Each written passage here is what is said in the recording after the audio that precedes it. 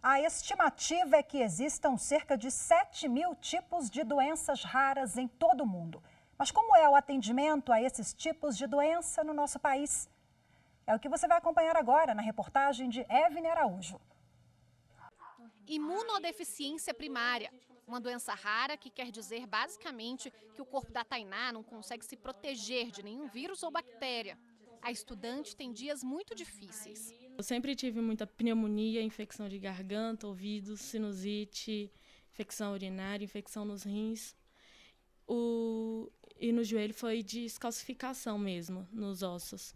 O remédio que ela toma não tem na rede pública. A família precisou buscar a justiça para que o governo arcasse com a despesa. Hoje, a Secretaria de Saúde do Distrito Federal paga mais de R$50 mil por cada 3 meses de tratamento. Mas, às vezes, a geladeira que armazena o medicamento fica vazia. Quando ela está sem essa imunoglobulina, a gente brinca que volta para a bolha, porque ela não pode ficar saindo, não pode ir em shopping, não pode pegar na mão das pessoas, porque não sabe o risco de contrair alguma infecção viral ou bacteriana, né? Para ser considerada rara, a doença tem que atingir, no máximo, 65 pessoas em cada 100 mil. A estimativa é que existam, em média, 7.000 tipos diferentes em todo o mundo. Todo profissional de saúde aprendeu na faculdade que ele tem que examinar o paciente, ouvir, tomar notas para construir a sua hipótese diagnóstica. No caso das doenças raras, construir essa hipótese não é muito fácil, não é muito trivial, porque tem muitos sinais e sintomas que se confundem com muitas coisas.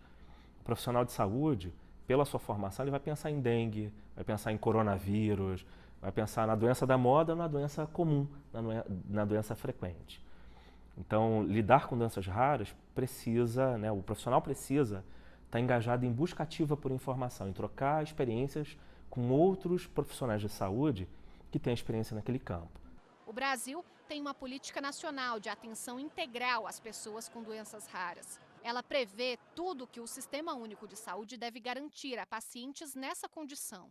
Na teoria, nós temos excelentes formas de tratamento, mas na prática nós vemos que essa estrutura, infelizmente, não é suficiente hoje, de modo que é necessária a judicialização muitas vezes para conseguir esses tratamentos, para reduzir os impactos dessas doenças na vida dos pacientes e até mesmo de quem os cerca. Em março, está na agenda do plenário do Supremo Tribunal Federal o julgamento de uma ação sobre o dever do Estado de fornecer medicamentos de alto custo para quem tem doenças graves e que, assim como a Tainá, não tem condições de comprá-los. O relator é o ministro Marco Aurélio. A decisão do STF vai ser parâmetro para o judiciário de todo o país.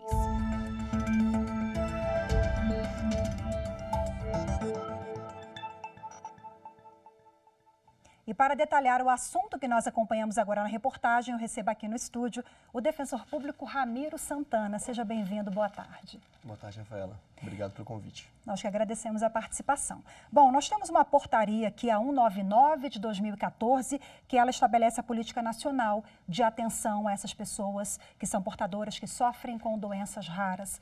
Mas é importante a gente frisar aqui logo na abertura que a preocupação do Poder Judiciário em torno da regulamentação, da instituição dessas políticas, ela é bem anterior, né? Inclusive do Supremo Tribunal Federal? Exatamente. O Supremo Tribunal Federal tem um papel fundamental na edição dessa política. Veja que ela é de 2014 e as doenças raras não surgiram em 2014. Então, esse ponto, a falta de uma política nacional para doenças raras, foi levantado na audiência pública que aconteceu aqui no Supremo sobre saúde em 2009. E era uma das pautas veiculadas. Nós precisamos ter orientação em termos de política pública. Qual é o tratamento que a pessoa tem direito? Porque a judicialização ocorria num terreno pantanoso, em que a pessoa afirmava que precisava daquele tratamento, o SUS muitas vezes dizia que ela não precisava, mas não dizia qual era o tratamento padrão. Então precisava de um paradigma. E essa política, então, foi demandada, veio e agora ela traz os paradigmas para cada tratamento. Porque a partir dessa política foram criados protocolos clínicos e diretrizes terapêuticas para cada doença rara. E nós já chegamos agora, atualmente, a 46 protocolos. Então existe uma linha de tratamento para boa parte das políticas raras hoje. Um paradigma, né, para ser avaliado. E dentre esses protocolos, existe alguma norma que estabelece uma espécie de prioridade no atendimento? O que essa lei traz, na verdade, não é a priorização, mas é principalmente a referência. O O que a pessoa com doença rara precisa é saber qual tipo de tratamento ela tem direito e saber onde ela vai ter acesso a esse tratamento. Por exemplo, não adianta priorizar o atendimento dela no hospital em que ninguém entende como funciona a doença dela, né, como tratar a doença dela. Então, ela precisa de um centro de referência. E esse centro tem que ser em cada estado ou em cada cidade populosa, para onde ela deve se dirigir quando ela tiver alguma intercorrência. Quais os principais gargalos para dar efetividade a essa portaria?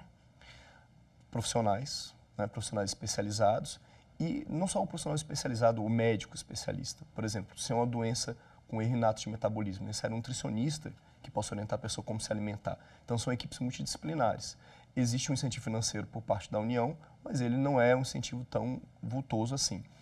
Então, necessita investimento, dinheiro, que é uma coisa que atualmente, né, a saúde, por exemplo, esse ano vai perder 9 bilhões de reais, né, em razão da PEC do teto dos gastos.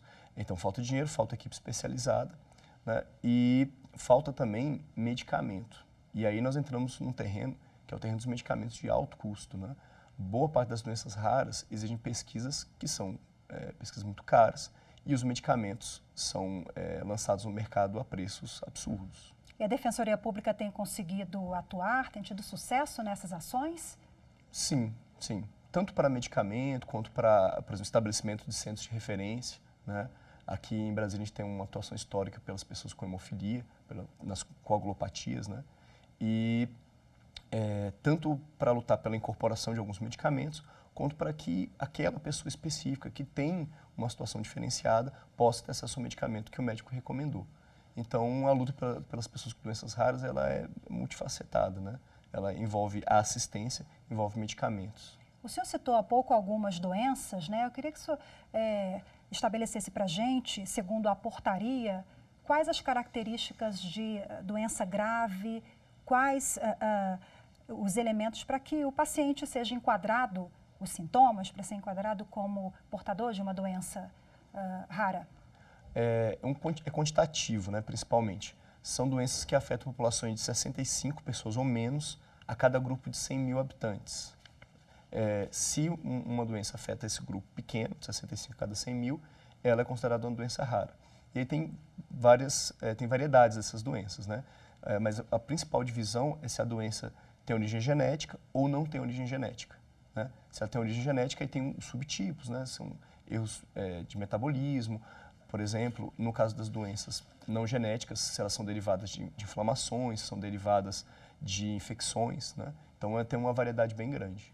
Rapidinho, para a gente encerrar aqui, essas pessoas têm benefícios fiscais, previdenciários? Sim, boa parte dessas doenças conduzem a limitações, conduzem a deficiências, que a deficiência que ela possui, né, em razão da doença, lhe dá alguma vantagem, como, por exemplo, direito a passe livre, no transporte público, direito a comprar carros adaptados sem pagar o imposto referente, benefícios previdenciários, mas não necessariamente esse benefício vai estar vinculado ao tipo de doença que ela tem, mas sim à limitação que a doença causa. Ok, doutor Ramiro, mais uma vez, obrigada pela presença. Boa tarde. Boa tarde.